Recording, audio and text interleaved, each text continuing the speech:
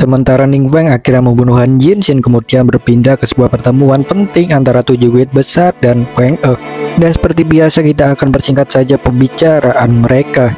Pada dasarnya pertemuan tersebut diawali oleh Feng E yang memberitahu mereka bahwa baru saja menemukan jika alam rahasia tingkat tinggi benar memungkinkan drop buku keterampilan tingkat oren melalui hasil yang ditunjukkan sang ahli misterius. Beberapa di antara mereka tentu ingin memanfaatkan kesempatan meminta bantuan ahli misterius untuk menaklukkan alam rahasia tingkat tinggi demi keuntungan pribadi, dan namun Feng E dengan tegas langsung menolaknya karena sang ahli misterius sendiri memang tak tertarik akan kerjasama semacam itu. Dia bahkan menegaskan akan segera mundur dari jabatannya sebagai Direktur Biro Manajemen Petualang dan bersedia menyerahkan posisinya pada siapapun yang masih berkeinginan untuk membujuk sang ahli misterius. Semua pihak pun tak ada lagi yang berani mempertanyakannya karena terlebih dahulu Ying Shen mendukung Feng E. Ying Shen itu sendiri sepenuhnya sadar bahwa tak memiliki kondisi untuk bernegosiasi karena ahli misterius sama sekali tak pernah berutang pada siapapun, dan justru dialah yang terus menyelamatkan dunia dalam situasi darurat. Dan kemudian lanjut pada topik kedua, Feng E ini ternyata juga memberitahu mereka bahwa berencana untuk menaklukkan alam rahasia tingkat tinggi dalam beberapa hari ke depan. Dan sehingga mengetahui itu pun Ying Shen meminta tempat untuk ikut serta. Yang Chuan dan Ling Hua pun kemudian juga meminta untuk ikut serta dengan masing-masing sebagai pembawa barang dan penyembuh. Dan kemudian untuk pimpinan guild lainnya belum diketahui apakah juga akan ikut serta, karena yang selanjutnya diperlihatkan hanyalah Feng E yang tertawa dengan kepala apinya oleh karena merasa sangat percaya diri atas kemampuannya yang meningkat pesat setelah pelatihan dari sang ahli misterius. Dan apapun itu, waktu setelahnya cepat berlalu. Setelahnya Shin kemudian berpindah ke aula transformasi. Ning Feng sudahlah sampai di sana untuk mengkonfirmasi penyelesaian misi transformasi, dan sistem pun segera memprosesnya dan mentransformasikan Ning Feng menjadi seorang dewa sihir omnipoten.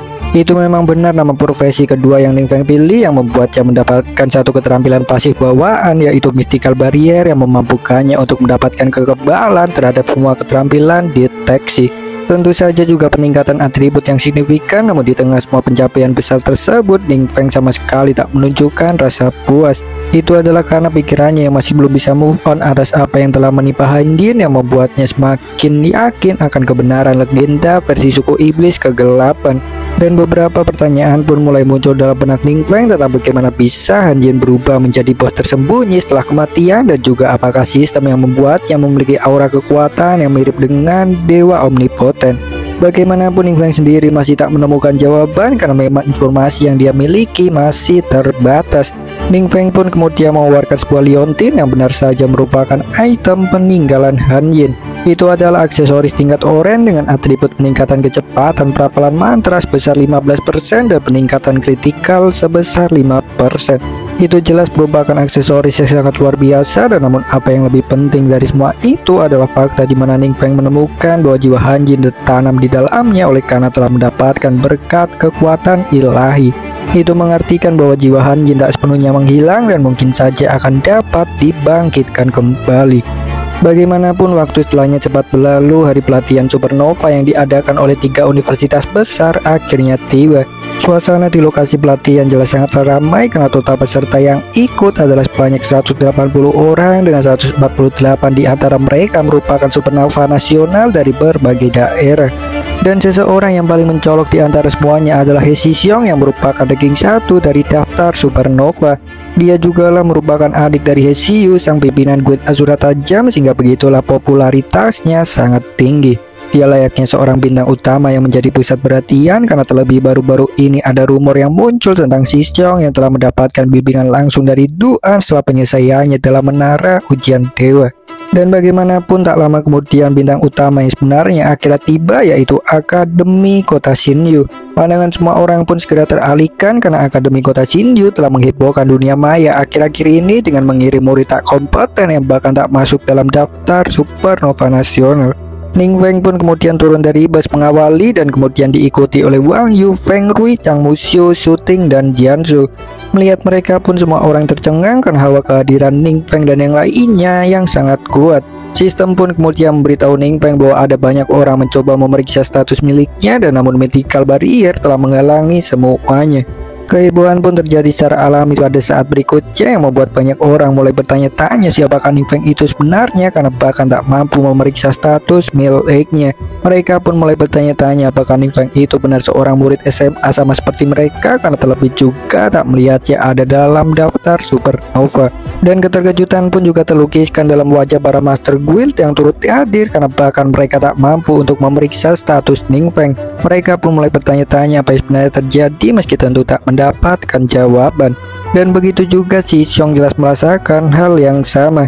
Dia tentu sadar bahwa Ning Feng memang sangat kuat, namun sekalipun seperti itu dia tak menunjukkan ketidaksenangan meski sorot perhatian kepadanya juga telah direnggut. Dia nampaknya adalah seorang yang cukup bijaksana, dan satu-satunya hal yang mengalir dalam pikirannya hanyalah menduga bahwa Ning Feng itu pasti memiliki cara latihan khusus sehingga mampu menghasilkan kekuatan yang begitu besar. Dalam hal ini pun dia juga tentu memilikinya, yaitu dengan menggunakan rekaman pertempuran Duan di Menara Ujian Dewa. Begitulah yang dirumorkan tak sepenuhnya salah, karena si Xiong sendiri memang belajar dari Duan meski tak secara langsung. Dan kemudian Shin pun berpindah ke sisi Feng E dan Ying Shen yang juga turut hadir di pembukaan pelatihan supernova. Feng E pun kemudian bertanya pada Ying Shen mengapa tak ikut memeriksa status Ning Feng, dan Ying Shen pun menjawab bahwa itu karena merupakan tindakan tak sopan. Dia itu nampak seperti seorang yang ingin menjilat, dan Feng E pun menyadarinya. Dia kemudian melambaikan tangan menyapa Ning Feng, dan Ning Feng yang menyadarinya kemudian berbalik melambaikan tangan kepadanya. Itu sebenarnya hanyalah sebuah reaksi normal, dan namun melihat itu Ying Shen seketika menjadi murka karena merasa telah dicurangi olehnya. Feng E pun tertawa saja menanggapinya. Dia kemudian meledek Ying Shen mengatakan bahwa hanya takut saja orangnya diambil olehnya. Ying Shen pun jelas makin emosi. Dia kemudian mengingatkan Feng E bahwa bagaimanapun kondisinya sebagai pimpinan guild besar tak jauh lebih buruk darinya. Feng E pun tetap santai menanggapinya. Dia kemudian menantang Ying Shen untuk menunjukkan saja siapa yang lebih baik. Keduanya pun kemudian terus ribut, sementara para peserta mulai berbaris untuk mengambil nomor urut dan verifikasi data. Itu seperti rangkaian proses yang pada umumnya, dan setelah semuanya selesai itu pun semua peserta kemudian pergi ke aula utama untuk mengikuti pembukaan. Serangkaian acara pun masih normal seperti sebuah acara pada umumnya. Pimpinan komite pelatihan supernova pun kemudian menyampaikan kata sambutan yang intinya menjelaskan bahwa tujuan dari pelatihan supernova adalah untuk dapat beradaptasi secara cepat terhadap perubahan invasi monster yang meningkat dengan signifikan. Dan kemudian di tengah itu pun Pak Zhang mulai mencari masalah lagi dengan Pak Fang atau kepala sekolah akademi kota Xinyu. Pada dasarnya Pak Zhang ini sendiri masih tak terima karena Chang Musyu yang tiba-tiba pindah, sehingga begitulah dia mulai mencari berbagai informasi untuk menjatuhkan akademi kota Xinyu. Dan namun begitulah hasil penyidikannya tak berbuah hasil, karena fakta hari ini menunjukkan bahwa Ning Feng yang awalnya dia anggap remeh justru menarik banyak perhatian semua orang, bahkan para master guild besar. Dia itu jelas tak menyangka bahwa Akademi Xinyu masih memiliki rahasia semacam itu, sehingga begitulah dia mulai mencari masalah lagi.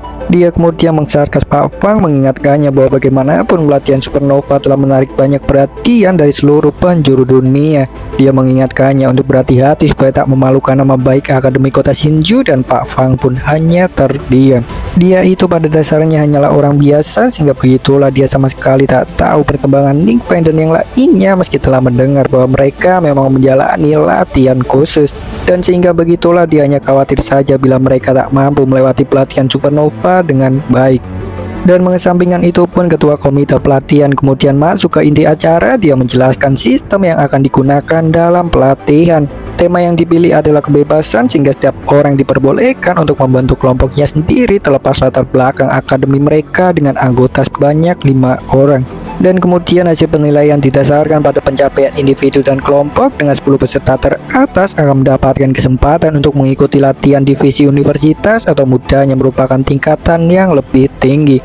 Ujian awal akan diadakan di sebuah alam rahasia dengan syarat masuk yaitu harus dibawa transformasi ketiga, sehingga itu memang ditujukan untuk pemula karena seorang murid SMA paling tinggi hanya mampu mencapai transformasi kedua.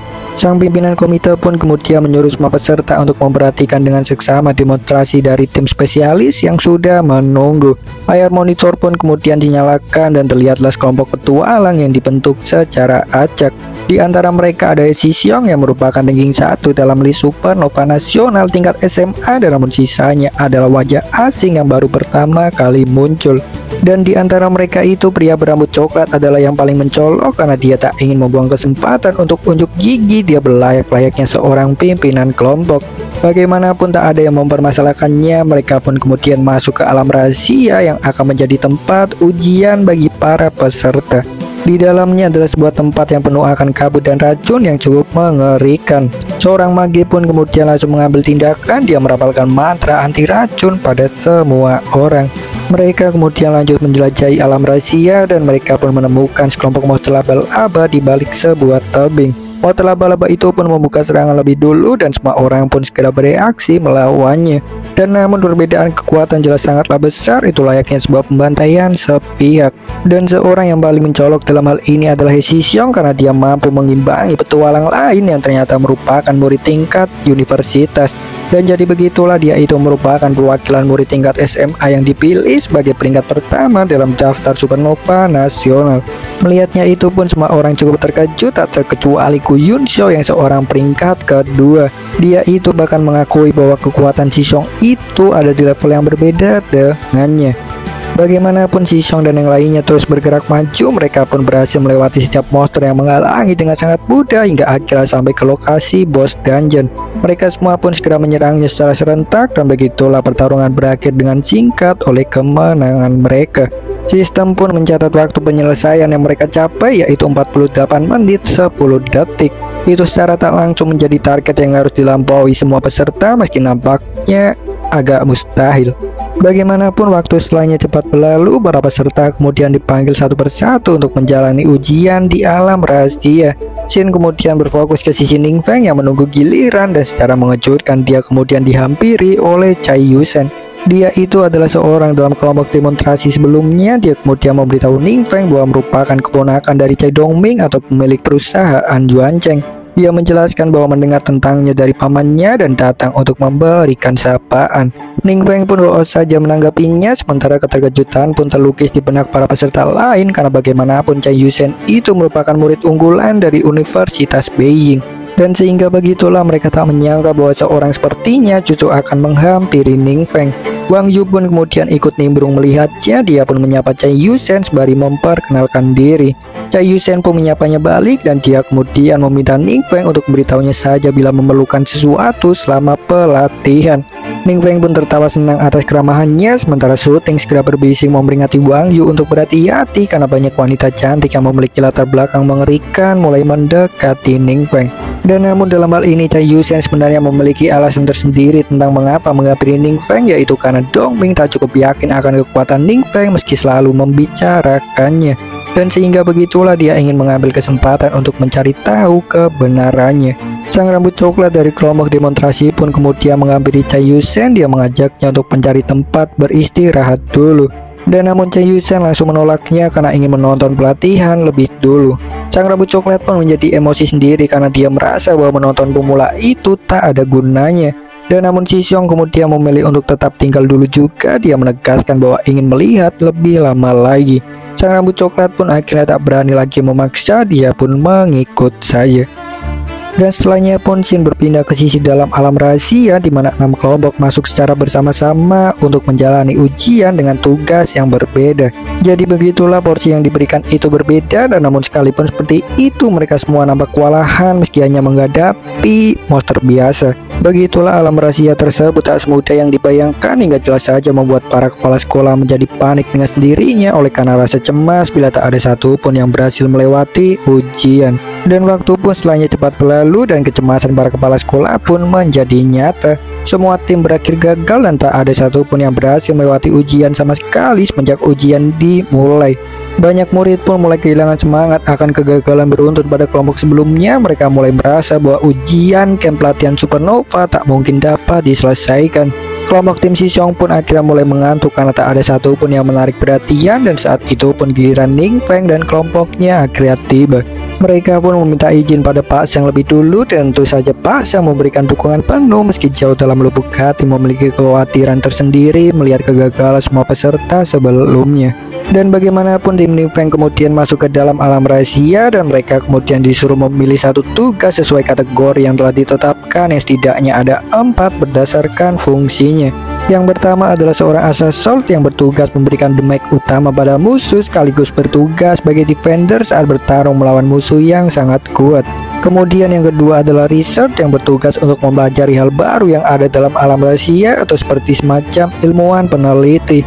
Dan kemudian yang ketiga adalah guardian yang bertugas untuk melindungi tempat yang sudah dikuasai atau melindungi tim cadangan. Kemudian yang keempat adalah support yang bertugas untuk memberikan dukungan buff selama pertempuran.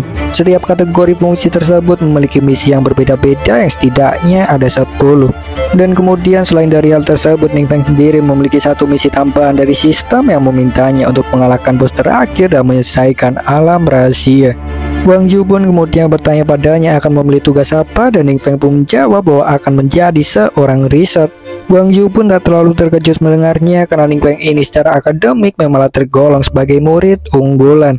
Dan namun dalam hal ini Ning Feng sendiri tentu memiliki alasan kuat, yaitu karena dia memang ingin mempelajari lebih banyak hal tentang alam rahasia sehingga tugas riset adalah pilihan yang paling tepat untuk hal tersebut. Shooting pun kemudian memilih untuk ikut mengambil tugas riset karena percaya pada Ning Feng dan semua orang pun menurut saja kecuali Wang Yu.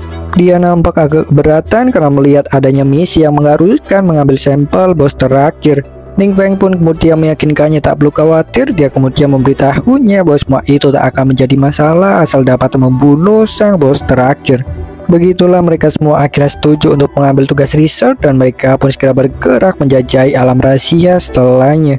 Ning Feng dan timnya pun berhasil melewati semua monster yang muncul dengan sangat cepat hingga jelas saja membuat seluruh kepala sekolah yang menonton terkejut heboh. Dan begitu juga para peserta lain juga sama karena kelompok Ning Feng sama sekali tak terhentikan. Kelompok Xiong pun tak kalah dengan semuanya. Mereka sama sekali tak menyangka bahwa akan ada kelompok yang begitu hebat terkhusus untuk Cai Yusen, karena itu membuatnya tersadar akan alasan mengapa pamannya begitu menilai tinggi Ning Feng. Dan begitu juga Master Yingchen serta ketua 7 guild besar sama tak habis pikirnya, sementara Feng E sendiri hanya biasa saja karena dia sejatinya sudah menduga semua itu. Feng E pun kemudian memberitahu Yingchen bahwa skill orang yang pernah dia sebut sebelumnya itu memang diberikan sang ahli misterius pada mereka, dan mendengar itu pun Yingchen jelas terkejut. Dia kemudian bertanya pada Feng E apakah skill oren itu memang begitu kuatnya, dan Feng E pun menjawab tentu saja pengaruh kekuatan individu dari setiap kelompok Ning Feng juga berperan penting. Bagaimanapun kelompok Ning Feng terus melangkah maju dengan sangat mencolok, terkhusus untuk Ning Feng itu sendiri karena dia hanya menggunakan teknik rendahan biasa saja untuk membunuh setiap lawan yang muncul. Dan selebihnya pertempuran mereka tidaklah banyak diperlihatkan karena itu layaknya sebuah pembantaian yang sangat mudah. Kelompok Ning Feng pun dengan cepat sampai ke lokasi bos terakhir dan mereka pun segera memulai pergerakan dari Wang Zhu dan Jiang Shu yang melebar ke sayap kiri dan kanan. Wang Zhu pun melepaskan sebuah anak panas sementara Jiang Shu melompat ke depan dengan kapaknya.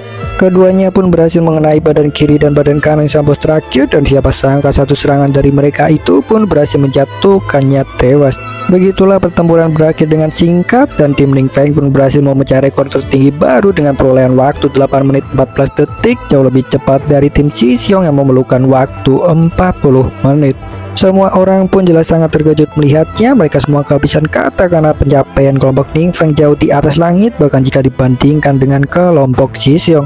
Ning Feng dan kelompoknya pun kemudian bergegas kembali setelah memastikan semua misi telah selesai, dan mereka pun langsung disambut oleh semua peserta yang menunggu di luar gerbang alam rahasia. Semua orang pun kemudian memberikan tepuk tangan meriah pada Ning Feng dan kelompoknya, dimulai dari Chang Mushu dan kemudian Yun Xiao. Suara sorakan penuh semangat pun berkumandang secara alami oleh rasa kagum luar biasa terhadap kelompok Ning Feng. Dan di tengah itu pun Chang Mushu juga ikut menjadi sorotan karena berasal dari akademi yang sama meski dengan status murid baru. Beberapa orang yang penasaran bertanya padanya tentang bagaimana Ning Feng dan yang lainnya di akademi, dan Mushu pun menjawab bahwa mereka semua memang orang yang hebat dan cukup dekat.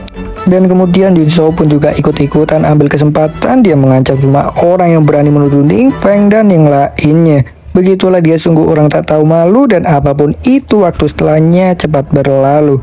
Ujian pelatihan supernova tetap berjalan dengan semangat para peserta yang melonjak setelah keberhasilan tim Ning Feng. Hasil peringkat 10 teratas pun kemudian diumumkan, yang diantaranya ada He Xiong, Gu Yun Xiao, Li Ke, dan Chang Mushu. 6 lainnya tidaklah disebutkan, hanya saja yang jelas tak ada satupun kelompok Ning Feng yang masuk. Oleh karena itu pun semua murid menjadi bingung dengan sendirinya karena mereka sepenuhnya mengakui bahwa kelompok Ning Feng semuanya sangat layak menempati posisi 5 teratas. Yun Shou pun kemudian berteriak bertanya pada sang pembawa acara apakah tak salah dengar bahwa Ning Feng dan timnya tak masuk dalam 10 besar, dan seseorang pun kemudian menjawab bahwa itu memanglah benar. Seorang itu menegaskan bahwa Ning Feng dan kelompoknya itu tak termasuk dalam kategori siswa biasa karena pihak penyelenggara memberi mereka status sebagai asisten guru, jelas mengejutkan semua orang. Sementara kehebohan besar muncul di tengah camp pelatihan Supernova, Shin kemudian berpindah ke sisi Ning Feng dan kelompoknya yang dipandu langsung oleh seorang profesor untuk pergi ke tempat tamu penting atau semacam kamar VIP. Begitulah Ning Feng dan kelompoknya mendapatkan sebuah fasilitas khusus yang jelas berisi dengan peralatan yang sangat nyaman. Semua orang pun mengambil waktu untuk bersantai lebih dulu, dan namun di tengah itu seseorang kemudian mengetuk pintu. Wang Yu pun kemudian segera membukakannya, dan ternyata siapa yang datang adalah Feng E. Dan kemudian selain dari itu juga ada Liu Yingzhen, sang pimpinan 7 guild besar dan bahkan rektor dari 3 universitas terkemuka. Begitulah banyak orang penting berkumpul di satu tempat hanya untuk menemui Ning Feng yang notabene hanya bocah kemarin sore. Masing-masing kemudian memperkenalkan diri, dimulai dari Deng Yuanhui yang merupakan rektor dari Universitas Beijing, kemudian Tongxi yang merupakan rektor dari Universitas Xilian, dan Wu Chen yang merupakan rektor dari Universitas Chongwu. Mereka bertiga datang secara khusus untuk mengundang Ning Feng secara pribadi, jelas membuatnya bingung karena situasi yang terjadi di luar batasnya. Dia kemudian menoleh ke arah Feng E meminta bantuan, dan Feng E pun cepat mengerti situasinya. Dia kemudian membantu Ning Feng. Dia meminta 3 rektor tersebut untuk membiarkan Ning Feng fokus lebih dulu pada pelatihan Supernova daripada mengajukan negosiasi yang justru membuatnya takut. 3 rektor itu pun akhirnya cepat mengerti karena bagaimanapun mereka sepenuhnya sadar bahwa Ning Feng telah melewati hari pelatihan yang panjang. Dan namun begitulah mereka tetap saja ingin cepat karena tak ingin kehilangan kesempatan dengan didahului pihak lain. Bagaimanapun setelahnya tak ada yang terjadi lagi. Ning Feng dapat menggunakan waktunya dengan efektif untuk beristirahat karena Feng E yang telah membantunya mengurus semua permasalahan. Waktu pun setelahnya cepat berlalu. Ning Feng pun terbangun di pagi hari berikutnya. Dia kemudian keluar kamar untuk berjalan-jalan, dan seketika itu pun dia tersentak karena Feng Rui dan Jiang Su yang sudah terbangun dengan mata memar. Dia kemudian bertanya pada mereka apa yang terjadi, dan Jiang Su pun menjawab bahwa itu karena pagi buta kedua orang tuanya menelpon hingga membuat tidurnya terganggu. Dia menjelaskan bahwa 3 universitas besar telah menghubungi mereka, sehingga begitulah orang tua Jiang Su ingin memastikan tentang apa keputusannya. Dan kemudian untuk Feng Rui sendiri nampaknya tidur di kamar dengan Jiang Su, sehingga begitulah tidurnya ikut terganggu karena suara telepon Jiang Su membuatnya terbangun. Ning Feng pun menjadi penasaran apakah para wanita juga mengalami hal serupa, dan Suting pun kemudian menjawab bahwa itu benar, bahkan Wang Yu masih teleponan dengan orang tuanya hingga sekarang. Begitulah malam panjang harus mereka lewati, meski tentu saja itu membuat semua orang merasa bahagia, terkhusus untuk Jiang Su dan Suting karena kedua orang tua mereka bahkan sampai ingin mengadakan perjamuan besar oleh prestasi yang telah ditunjukkan. Dan kemudian untuk Wang Yu sendiri tentu juga sama karena dia bahkan hingga sekarang masih teleponan dengan kedua orang tuanya. Dan kemudian untuk Feng Rui sendiri, dia sebenarnya cukup biasa saja karena sekalipun kedua orang tuanya telah tewas, dia masih memiliki dukungan dari kakeknya yang memberi kebebasan untuk membuat pilihan sendiri. Dan kemudian untuk Ning Feng sendiri, dia ikut merasa gembira akan kebahagiaan teman-temannya, meski jauh dalam hati kecilnya dia merasakan sesuatu kesedihan. Melihat mereka itu membuatnya teringat pada kedua orang tuanya yang telah tiada, dan tepat di saat itu pun teleponnya kemudian berbunyi. Itu adalah berasal dari Master Siwei yang bertanya padanya bagaimana kabar pelatihannya dan apakah baik-baik saja. Master Siwei pun kemudian memberitahunya bahwa 3 universitas besar baru menghubunginya. Dia pun kemudian juga meminta maaf karena baru memberi kabar oleh takut mengganggu waktu istirahatnya. Dan Ning Feng pun tertawa senang mendengarnya karena Master Siwei yang sangat perhatian. Keduanya kemudian berbincang-bincang dengan Ning Feng yang meminta pendapat Master Siwei tentang 3 universitas besar dia layaknya seorang wali bagi Ning Feng. Dan bagaimanapun waktu setelahnya cepat berlalu, semua murid pun kemudian berkumpul ke halaman camp pelatihan Supernova. Pada dasarnya itu terdiri dari dua divisi, yaitu divisi SMA dan juga divisi universitas. Dan scene selanjutnya lebih berfokus pada divisi universitas karena 10 peringkat teratas dari hasil ujian kemarin lalu digabungkan ke dalamnya. Dan dalam hal ini pun Ning Feng serta kelompoknya juga masuk ke divisi universitas dengan catatan khusus mendapatkan gelar Master Ilahi. Dan bagaimanapun sang pimpinan pelatihan kemudian memberikan sepatah kata sambutan, dimulai dengan memberitahu semua orang bahwa 10 peringkat teratas dari divisi SMA akan bergabung. Dia kemudian juga mengingatkan semua orang untuk tetap mempertahankan fokus selama pelatihan karena fase pertama adalah penaklukan alam rahasia baru yang belum pernah terjamah sebelumnya. Dia meminta semua orang untuk jangan memaksakan diri dan mengikuti instruksi dari master kelompok masing-masing. Begitulah singkatnya semua orang telah dibagi menjadi beberapa kelompok dengan masing-masing dipimpin langsung oleh seorang master atau guru besar universitas. Dan namun di antara semuanya ada satu yang tak kebagian kelompok, yaitu Chang Musiu. Dia kemudian bertanya pada seorang master terdekat sembari memperkenalkan dirinya. Seorang master itu pun kemudian memberitahunya bahwa dirinya itu masuk dalam kelompok khusus sembari menunjuk suatu arah yang ternyata merupakan tempat di mana Ning Feng berada. Begitulah dia masuk dalam kelompok Ning Feng, entah karena memang Ning Feng yang meminta atau mungkin itu sepenuhnya keputusan pihak penyelenggara.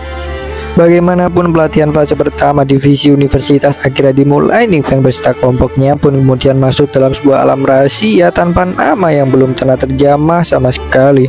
Monster di area pertama yang muncul adalah tipe manusia kadal. Ning Feng pun segera mencatat semua data tentangnya termasuk tinggi dan berat badan, sementara Feng Rui dan yang lainnya bertarung menghadapi para monster tersebut. Salah satu di antaranya pun berhasil meloloskan diri menargetkan Ning Feng hanya untuk berakhir tewas dengan memalukan oleh sebuah pukulan ringan. Ning Feng dengan santai kemudian mengukur berat badan monster kadal tersebut termasuk tingkat pertahanannya. Dia itu pokoknya terus mengambil data sementara anggota kelompoknya yang lain bersiap menghadapi gelombang monster selanjutnya. Dan di tengah itu pun Chang Musiu hanya terdiam saja karena dia sepenuhnya sadar bahwa telah tertinggal sangat jauh dari semua orang. Dia itu mudahnya seperti seorang yang numpang naik level, dan namun sekalipun seperti itu juga Musiu tak ingin tinggal diam begitu saja karena tekad yang kuat untuk mendapatkan pengakuan dari teman-temannya. Dia pun kemudian ikut membantu, dan namun nampaknya tetap saja belum mampu menunjukkan kontribusi besar karena kekuatan yang lainnya sudahlah lebih dari cukup. Bagaimanapun mereka jelas mampu mengatasi gelombang monster yang datang dengan mudah, dan di tengah itu pun Ning Feng kemudian memberitahu semua orang bahwa tadi Master Siwe memberitahunya bahwa sekalipun Universitas Xilian memiliki tim riset terkuat, mereka itu memiliki manajemen yang sangat kacau yang terlalu mengikat. Dan sehingga oleh karena itu dia lebih menyarankan Universitas Beijing karena sekalipun tim risetnya biasa saja, mereka memiliki kebebasan bergerak yang lebih fleksibel. Semua orang pun tertawa saja karena Ning Feng yang layaknya anak emas Master Siwei, dan Shooting pun kemudian memberitahu semua orang bahwa ada sebuah keributan dalam grup kelas. Semua orang pun segera memeriksa ponsel masing-masing dengan heran, dan mereka pun menemukan bahwa keributan tersebut terjadi karena Master Siwei tiba-tiba menghilang dan terjebak dalam alam rahasia. Begitulah terjadi sebuah fenomena aneh yang jelas saja membuat Ning Feng sangat panik ketika melihatnya. Setelahnya pun Shin kemudian berpindah ke kota Xinju yang terkena sebuah badai guntur yang hebat. Lebih tepatnya adalah di sebuah alam rahasia di mana para murid Akademi Xinju sedang berlatih. Di sana sebuah fluktuasi aneh tiba-tiba muncul di dalam sana yang menyebabkan level monster tiba-tiba naik secara tajam. Pada saat yang sama itu membuat pintu masuk alam rahasia menjadi tak stabil sehingga banyak orang terjebak di dalamnya. Seorang murid yang berhasil selamat pun kemudian berlari meminta bantuan pada penjaga di dekat area kejadian yang kita sebut saja namanya Hasui. Dia menjelaskan bahwa Master Siwei masih terjebak di dalam, dan namun Hasui justru memarahinya karena merasa bahwa apa yang terjadi di luar batas kemampuannya. Dia kemudian justru mempertanyakan murid tersebut yang meminta pertolongan. Dia pun menyuruhnya untuk menunggu saja bantuan dari guild besar. Seorang murid itu pun kemudian menjelaskan bahwa Master Siwei dan tim penyelamat yang lain itu datang untuk menyelamatkan para murid dan sekarang sangat butuh bantuan dari luar. Dan namun Hasui sama sekali tak peduli. Dia kemudian justru menyuruh murid tersebut untuk diam. Begitulah dia seorang yang sangat egois yang justru menyalahkan Master Siwei atas kebodohannya sendiri menerobos masuk ke dalam alam rahasia meski tahu kondisinya sangat buruk. Para murid pun akhirnya hanya bisa terdiam oleh respon yang diberikan, dan saat itu pun Ning Feng kemudian datang. Dia bertanya pada teman-temannya tentang apa yang terjadi, dan dua teman kelasnya pun kemudian menjelaskan keadaannya. Mereka menjelaskan semuanya tentang anomali aneh yang terjadi pada alam rahasia tempat mereka berlatih menaikkan level. Saat itu Master Siwei kemudian bergabung ke dalam tim volunteer untuk menyamarkan para murid oleh karena staf penjaga yang kekurangan orang. Dan namun pintu alam rahasia kemudian menjadi tak stabil sehingga membuat orang-orang terjebak di dalamnya. Hasui yang tak terima karena seolah disalahkan pun langsung menggertak. Dia menegaskan bahwa Master Siwei itu terjebak ke alam rahasia adalah karena kesalahannya sendiri, dan saat itu pun Ning Feng langsung menjatuhkan kepalanya dengan tatapan tajam. Dia jelas sangat murka, dan saat berikutnya pun seorang penjaga lain segera mengarahkan panah pada Ning Feng memberikan bantuan. Dia pun mengancam Ning Feng, dan namun dia terhenti dengan sendirinya pada saat berikutnya karena Jiangsu yang dengan sikap langsung bergerak ke belakangnya sembari mengeluarkan tekanan intimidasi sangat kuat. Ning Feng pun kemudian menyeret Hasui yang nampaknya sudah tewas, dan dia pun kemudian berpapasan dengan seseorang. Keduanya saling menatap dengan diam untuk sesaat hingga akhirnya seorang itu memperkenalkan dirinya yang bernama Lu Ping, seorang wakil ketua dari Guild Epoch. Dia menjelaskan pada Ning Feng bahwa baru saja kembali setelah mengevakuasi para murid ke tempat yang aman. Dia kemudian bertanya padanya bagaimana situasi sekarang, dan Ning Feng pun menjawab jika sangat kacau. Lu Ping pun kemudian bertanya lagi apakah perlu bantuan, dan Ning Feng pun menjawab iya. Lu Ping pun kemudian langsung mengikutinya tanpa pikir panjang. Dia bakal membantu menyeret Hasui. Dan di tengah jalan pun dia kemudian bertanya pada Ning Feng mengapa Hasui itu justru tiduran di bawah, dan Ning Feng pun menjawab bahwa bagaimanapun masih perlu petunjuknya untuk pergi ke alam rahasia.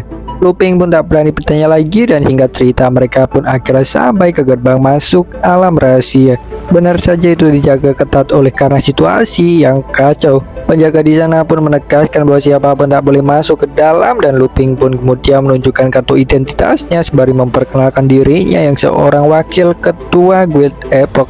Para penjaga pun tersentak mendengarnya karena Guild Epoch itu merupakan 7 guild teratas. Mereka pun tak lagi berani menghalangi, mereka segera menyingkir secara alami.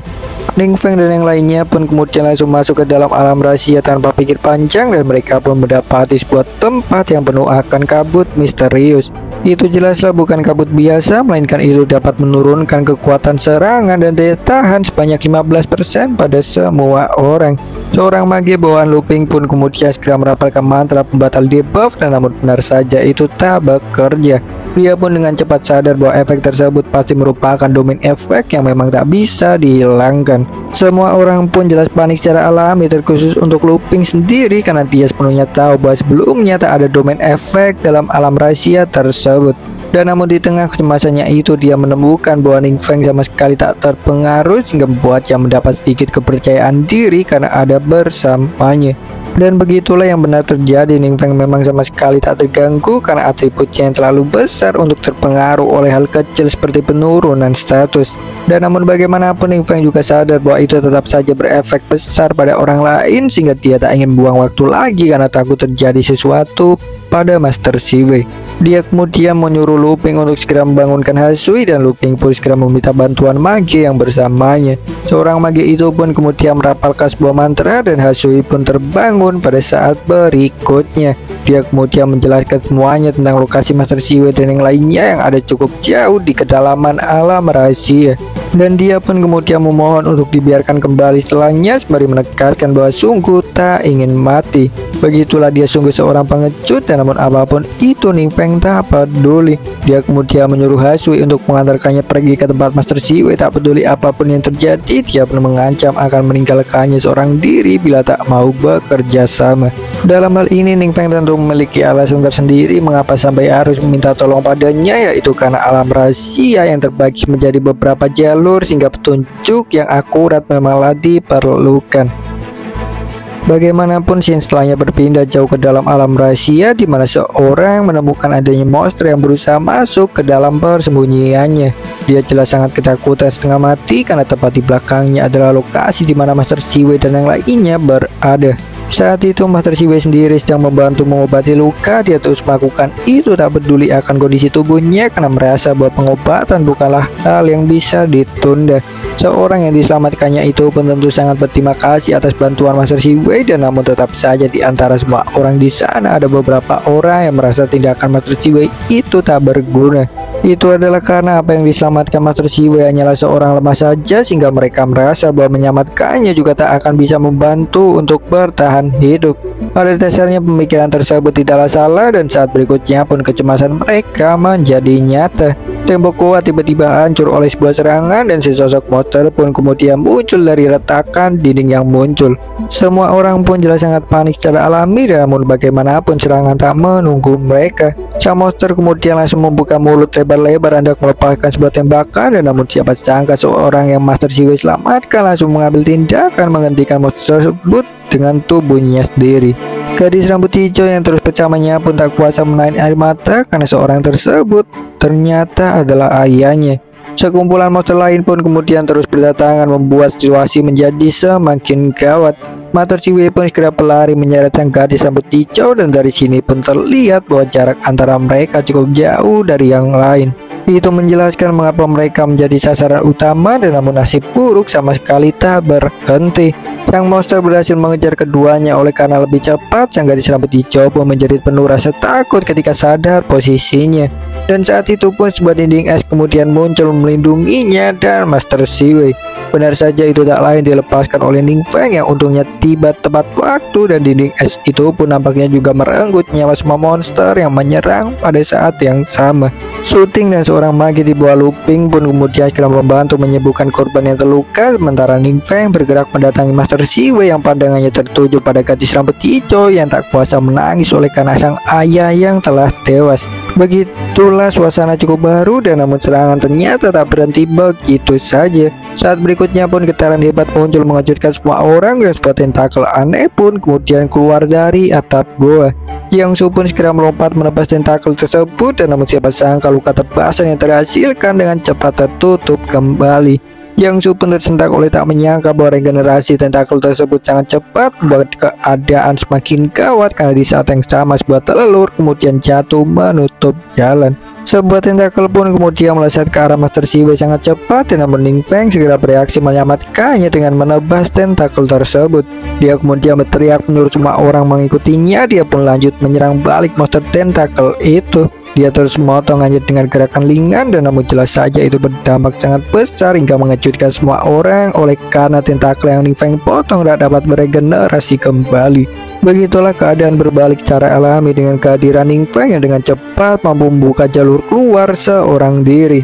Semua orang pun kemudian segera berlari ke jalur keluar terbuka, dan namun siapa sangka sosok monster gurita raksasa tiba-tiba muncul menghadang. Semua orang di garis depan pun tewas dalam sekejap oleh serangan sang monster tersebut, hingga jelas saja membuat semua orang sangat terkejut karena kekuatan sang monster gurita yang sangat besar. Ning Feng pun kemudian segera mengambil langkah menyuruh semua orang tetap di belakangnya karena dia sepenuhnya sadar bahwa monster gurita itu sangatlah berbahaya. Dia juga yakin bahwa monster itu juga yang menyebabkan mutasi dalam alam rahasia, sehingga langkah tercepat untuk menyelesaikannya adalah dengan membunuhnya.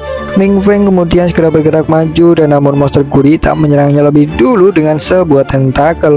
Ning Feng pun segera bertahan dengan pedang, dan namun siapa sangka tentakel tersebut jauh lebih kuat dari sebelumnya. Pedang Ning Feng pun bahkan sampai patah, tak sanggup menahannya, jelas membuat orang-orang tersentak karena tak menyangka hal tersebut. Ning Feng pun kemudian mengeluarkan pedangnya yang lain. Dia pun balik menyerang sang monster gurita setelahnya dengan tebasan guntur. Dia pun berhasil memotong salah satu tentakelnya, membuat sang monster gurita menjerit oleh rasa sakit dan marah. Dan namun Ning Feng sama sekali tak memberinya kesempatan. Dia kemudian lanjut menembakkan kristal es secara beruntun ke monster gurita tersebut, sembari melesat menepaskan pedang tepat ke kepalanya. Dan begitulah Ning Feng berhasil mendaratkan serangan telak yang seketika itu pun melenyapkan sang monster gurita. Pertempuran pun berakhir singkat seperti biasa. Saat berikutnya pun item drop turun dari monster tersebut, diikuti dengan kembalinya alam rahasia ke bentuk semula. Waktu pun cepat berlalu, Shin kemudian berpindah ke sisi luar alam rahasia. Tim medis telah tiba dan mereka kemudian langsung bergerak untuk menyelamatkan korban terluka. Di tengah itu pun tentu ada beberapa orang yang merasa trauma oleh karena kehilangan sosok terdekat, sehingga setiap orang saling menyemangati satu sama lain. Lu Ping pun kemudian mengucapkan terima kasih pada Ning Feng secara pribadi karena dia sepenuhnya sadar bahwa semuanya dapat kembali normal adalah berkat dirinya. Ning Feng pun terdiam saja menanggapinya karena perhatiannya yang teralihkan oleh hal lain, yaitu Master Siwei.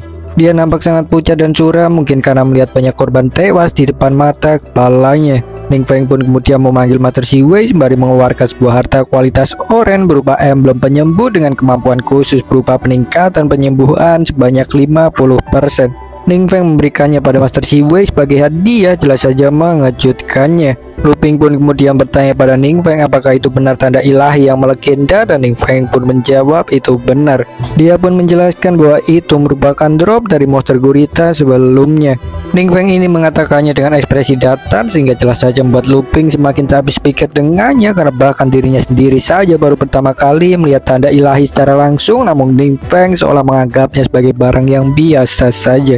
Dan begitu juga Master Siwei tentu memiliki pikiran serupa. Dia kemudian langsung menolak hadiah Ning Feng karena merasa bahwa itu terlalu bagus untuknya yang hanya seorang profesi bintang 3. Ning Feng pun kemudian meyakinkannya untuk tak perlu khawatir dan memintanya untuk menerima saja. Master Siwei pun menurut saja. Dia kemudian mengambil emblem penyembuh dari Ning Feng. Ning Feng pun cukup lega melihatnya yang mau menerimanya karena jauh dalam hati dia merasa khawatir akan keselamatan Master Siwei. Sehingga oleh karena itu pun dia mulai berkeinginan untuk memberikan pelatihan khusus kepadanya demi untuk melindungi dirinya sendiri. Dan namun dalam hal ini ada sebuah masalah karena camp pelatihan Supernova yang masih cukup lama dan tak mengizinkan siapapun untuk cuti. Dan namun Ning Feng sendiri tentu memiliki solusi karena kebetulan Lu Ping itu merupakan seorang komite dalam pelatihan Supernova. Dia kemudian bertanya pada Lu Ping apakah bisa keluar malam nanti karena kebetulan besok akhir pekan, dan Lu Ping pun langsung mengizinkannya. Dan dia pun bahkan memperbolehkan Ning Feng untuk mengambil waktu istirahat selama beberapa hari bila memang menginginkannya. Begitulah dia sangat mudah diajak bernegosiasi meski rumor di luar sana mengatakan bahwa Lu Ping itu adalah seorang smiling tiger yang sangat ketat akan peraturan. Bagaimanapun Ning Feng jelas merasa senang. Dia pun kemudian memberitahu Lu Ping bahwa hanya butuh waktu nanti malam saja untuk keluar sebentar. Lu Ping pun tak mempermasalahkannya. Dia kemudian mengajak Ning Feng untuk kembali lebih dulu ke camp pelatihan Supernova karena semua masalah yang telah terselesaikan.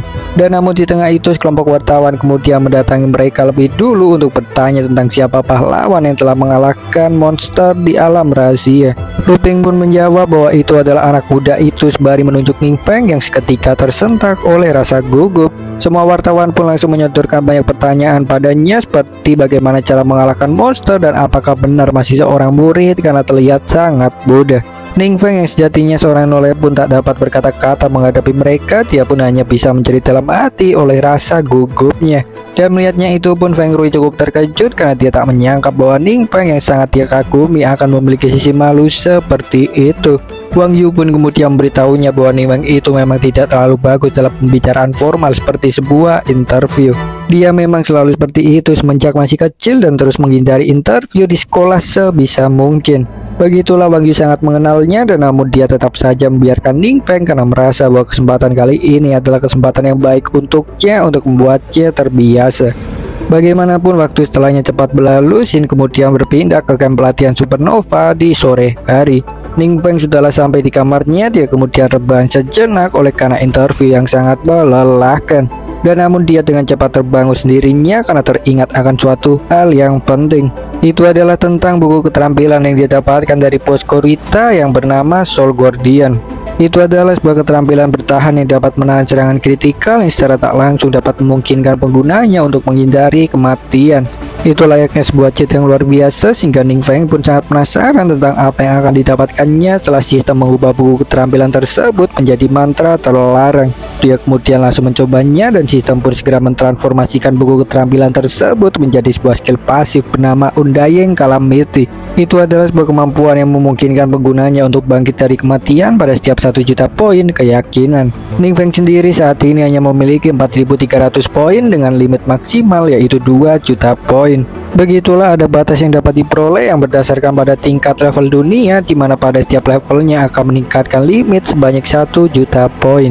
Dan jadi begitulah, karena level dunia saat ini adalah level 2, maka poin maksimal yang bisa Ning Feng dapatkan adalah 2 juta poin. Dan pada saat yang sama pun itu menimbulkan sebuah pertanyaan dalam benak Ning Feng tentang apa itu poin keyakinan, karena terdengar layaknya sebuah hasil dari kepercayaan terhadap dewa. Kemudian cara untuk menaikkan level dunia juga tentu menjadi sebuah tanda tanya tersendiri untuknya, karena keduanya saling berkaitan dan membuatnya semakin kuat. Dia pun berpikir sejenak, meski pada akhirnya juga tak menemukan jawaban. Dan sehingga oleh karena itu pun dia memutuskan untuk bertanya dulu saja pada Duan dengan harap memiliki informasi yang diperlukan. Bagaimanapun Shin setelahnya berpindah ke suatu sudut kota di mana terlihat seorang pria berambut merah duduk santai di tumpukan mayat. Dua orang petualang kemudian datang untuk membantu korban, dan namun hanya dengan melihat pria rambut merah tersebut tubuh keduanya bergetar ketakutan. Mereka sama sekali tak berani bergerak, dan untungnya saat itu pun Feng E kemudian datang. Dia bertanya pada mereka bagaimana situasinya sekarang, dan mereka pun kemudian menjelaskan semuanya.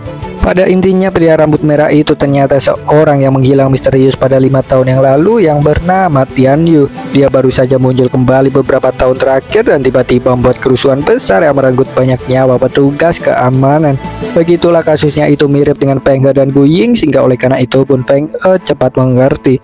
Dia pun kemudian langsung berjalan mendekati Tian Yu tanpa pikir panjang. Dia nampak sangat percaya diri, mungkin oleh kekuatannya yang telah meningkat. Tian Yu pun kemudian menyapanya lebih dulu karena dia yang memang sangat mengenal Feng E sebagai seorang idola saat duduk di bangku sekolah. Begitulah dia merasa senang dapat bertemu hari ini, dan siapa sangka sebuah panggilan kemudian berbunyi di tengah pembicaraan. Itu berasal dari Duan, dan Feng E pun kemudian mengangkat panggilan darinya. Dia bertanya pada Duan apa ada yang salah. Jelas saja membuat Tian Yu ketika murka karena sama sekali tak dianggap. Dia kemudian menggertak Feng E bertanya padanya apakah sungguh ingin mati hingga mengangkat telepon dalam situasi sekarang, dan namun Feng E sama sekali tak peduli. Dia tetap lanjut berbincang-bincang dengan Duan yang memintanya untuk segera datang karena ahli misterius memerlukan bantuan. Dalam hal ini pun Feng E tentu tak berani menolak, sehingga dia pun berjanji akan datang secepatnya. Sementara itu pun amarah Tian Yu akhirnya tak tertahankan lagi. Dia kemudian langsung mengeluarkan cairan racun di tangannya. Dia kemudian langsung menyerang Feng E karena telah berani mengabaikannya, dan sebuah tangan racun pun melesat sangat cepat. Itu tepat terjadi ketika Feng E selesai menutup telepon. Dia pun kemudian melepaskan tembakan api menanggapi serangan Tian Yu dan berhasil melenyapkannya dalam sekejap mata.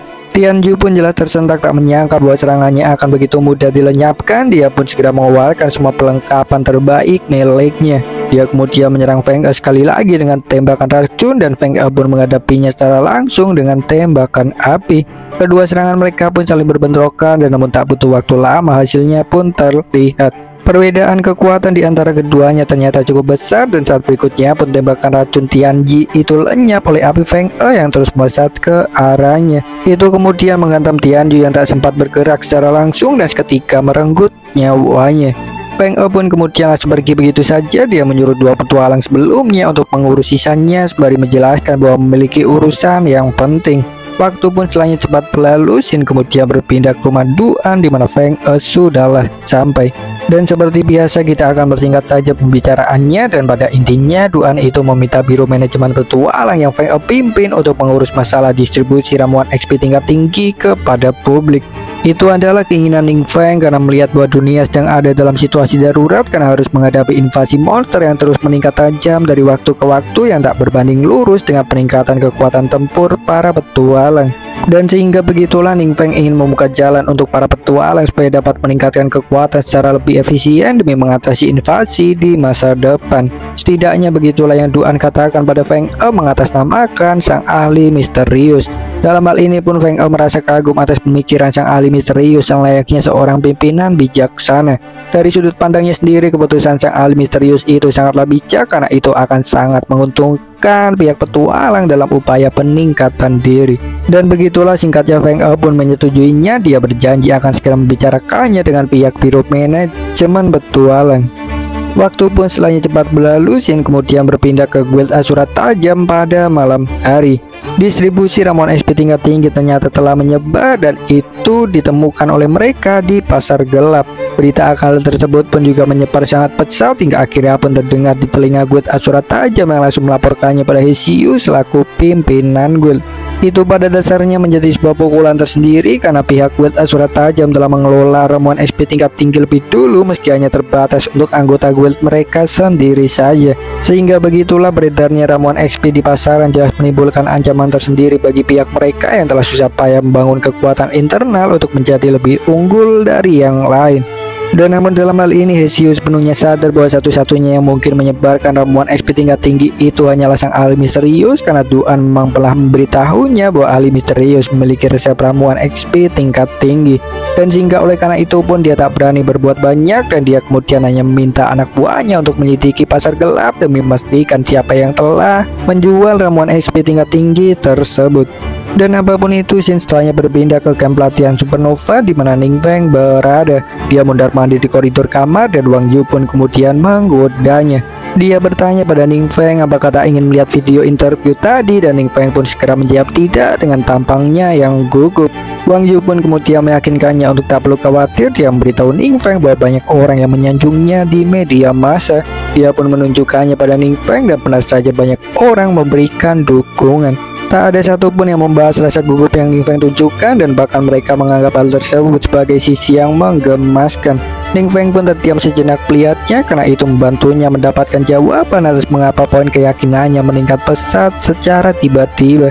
Dia yakin bahwa itu pasti karena video interview tersebut, sehingga dia pun mulai berpikir untuk melatih public speakingnya. Ning Feng pun kemudian keluar untuk berjalan-jalan, dan ternyata hari sudah pagi. Adapun pelatihan khusus untuk Master Siwei tidaklah diperlihatkan, jadi kita kesampingkan saja dulu karena mungkin Ning Feng juga menggunakan cara tersembunyi. Bagaimanapun Ning Feng kemudian lanjut berjalan-jalan, dan banyak orang pun menyapanya dengan asisten Ning yang mengarah pada asisten master seperti gelar yang diberikan pada Ning Feng saat awal pelatihan. Begitulah suasana sudah sangat berubah semenjak Ning Feng menunjukkan kekuatannya yang tidak masuk akal dengan menyelamatkan Master Siwei dalam bencana mutasi alam rahasia. Tak ada lagi yang berani mencemoohnya, bahkan senior yang duduk di bangku universitas memanggil Ning Feng sebagai asisten Ning. Dan begitulah Ning Feng sudah sangat dihormati, jadi mungkin saja beberapa waktu telah berlalu semenjak kejadian yang menimpa Master Siwei. Latar waktu di manhwa kali ini tuh memang agak cepat, jadi kita kesampingkan saja. Bagaimanapun Shin setelahnya berpindah ke kota Shinju, di mana Sulan dan Kapten Johnny tengah sibuk di pagi hari oleh karena popularitas kota Shinju yang telah meningkat pesat setelah Ning Feng menunjukkan kebolehannya. Itu seharusnya menjadi sebuah kabar gembira, dan namun siapa sangka itu justru membuat Pak Wali Kota Shinju sakit kepala.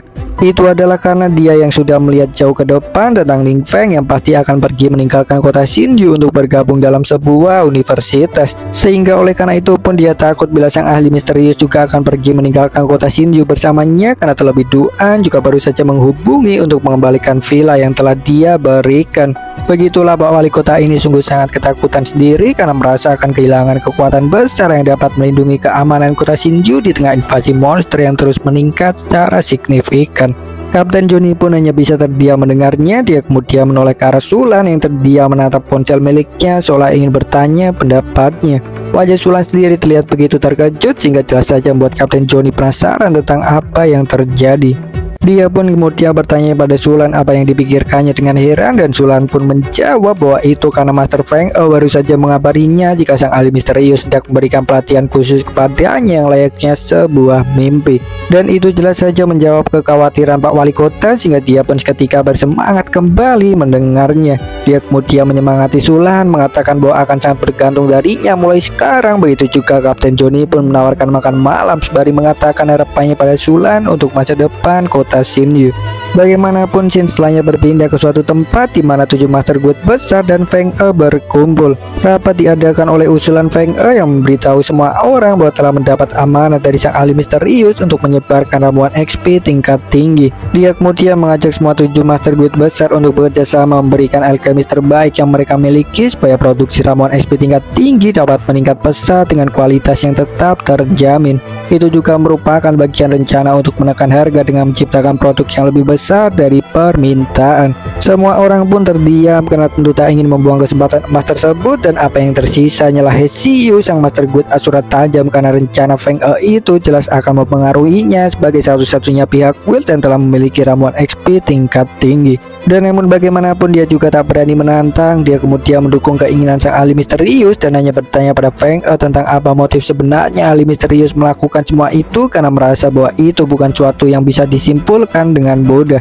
Ying Shen pun kemudian bertanya bertanya apa maksudnya, dan Hesiu pun menjelaskan bahwa baru saja mendapatkan kabar jika ramuan XP tingkat tinggi sudah tersebar di pasar gelap. Dia menegaskan bahwa bukan pihak Wade yang telah menjual ramuan XP tingkat tinggi tersebut, sehingga begitulah intinya dia menuduh sang ahli misterius yang telah melakukannya, karena Duan memang pernah menyebutkan bahwa sang ahli misterius sendirilah yang memiliki ramuan XP tingkat tinggi. Begitulah kebetulan yang terjadi cukup mengejutkan, karena ternyata pasar gelap itu merupakan perdagangan ilegal yang beroperasi di bawah elit tingkat tinggi dengan banyak penjahat di dalamnya. Sehingga itu artinya menjual ramuan XP tingkat tinggi adalah sama halnya dengan membantu orang-orang jahat secara tidak langsung. Dan sehingga oleh karena itu pun semua orang mulai bertanya-tanya apakah benar sang ahli misterius yang menjual ramuan tersebut di pasar gelap, menimbulkan rasa panik dan juga keraguan. Feng E pun kemudian segera meyakinkan semua orang bahwa sang ahli misterius tak mungkin melakukannya. Dia pun menegaskan bahwa akan segera mengirim orang untuk memeriksanya secara langsung. Dia berniat mengirim Sulan seusai menjalani latihan khusus, dan tentu saja juga ingin memberitahu ahli misterius lebih dulu akan keadaan di pasar gelap. Dan namun bagaimanapun rasa curiga sudah mulai muncul dalam benak 7 Master Guild besar, karena semua petunjuk hanya mengarah pada sang ahli misterius. Dan sehingga oleh karena itu pun Lao Fang memutuskan untuk ikut bekerja sama dengan Guild Asura Tajam dalam penyelidikan. Dia kemudian mengingatkan Feng E untuk bersikap bijak bila sang ahli misterius terbukti memiliki hubungan dengan pasar gelap, dan Feng E pun dengan tegas meyakinkannya bahwa pasti akan mengambil tindakan langsung bila hal tersebut memang benar terjadi. Dan apapun itu, Shin setelahnya berpindah ke sisi Ning Feng yang sedang ada di sebuah alam rahasia bersama kelompoknya. Mereka menjalani latihan seperti biasa, dan di tengah itu pun mereka mengobrol sejenak karena berita munculnya ramuan XP tingkat tinggi di pasar gelap sudah tersebar luas hingga ke telinga mereka. Suting pun kemudian menegaskan bahwa kakaknya tak mungkin melakukan itu, karena bahkan sama sekali tak mau berbagi ramuan XP tingkat tinggi kepadanya.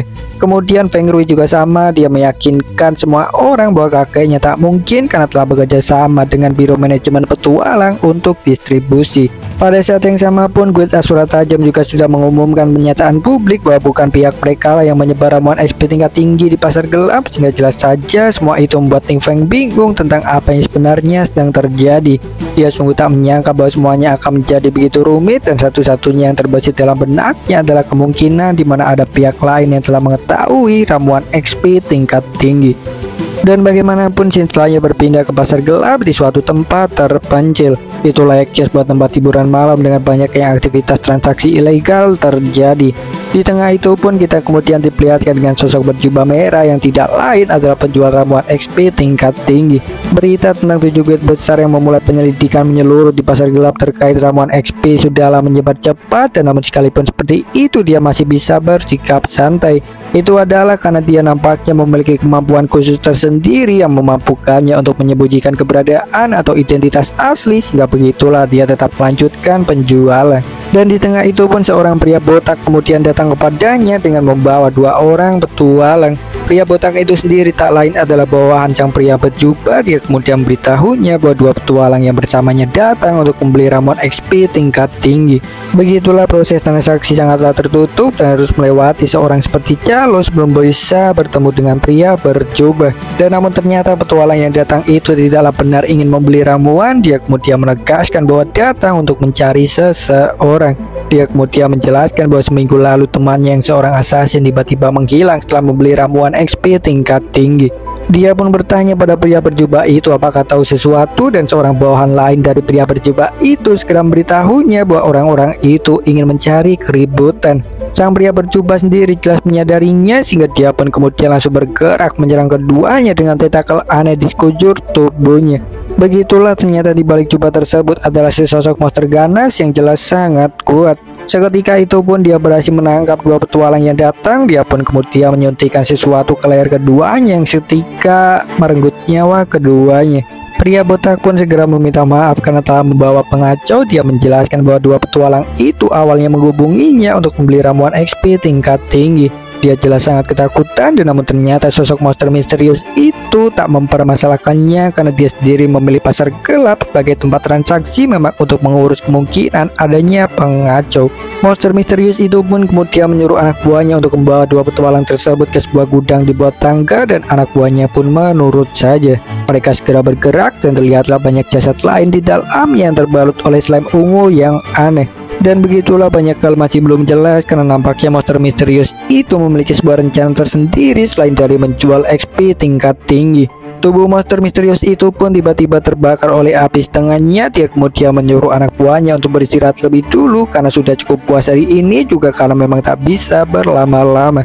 Dia pun kemudian pergi dan Shin pun setelahnya berpindah ke sebuah rumah tempat tujuan monster misterius tersebut. Di dalamnya ada seorang yang nampak kosong tanpa nyawa dengan sebuah buku hitam di tangannya, dan monster misterius itu pun kemudian masuk ke dalam tubuhnya. Seketika itu pun pria tersebut kemudian bangkit, menunjukkan bahwa dialah dalang utama di balik transaksi ramuan HP tingkat tinggi di pasar gelap.